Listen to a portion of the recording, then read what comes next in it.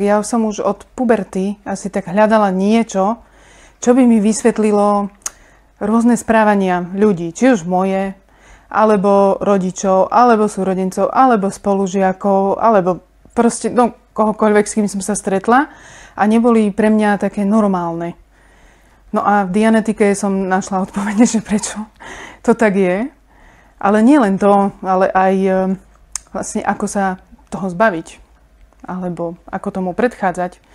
No už po prečítaní Dianetiky, to už potom moja rodina by mohla povedať, že ako sa zmenilo moje správanie a ako nám to celkovo pomohlo v spolunažívaní a v komunikácii a tak celkovo v živote aj s inými ľuďmi, hej? Lebo stretávam sa aj v práci s veľa ľuďmi, ako aj s deťmi, aj s dospelými a aj tam viem porozumieť vlastne ich správaniu alebo ich nejakým pocitom, náladám, stavom, proste všetkému, s čím sa človek stretáva.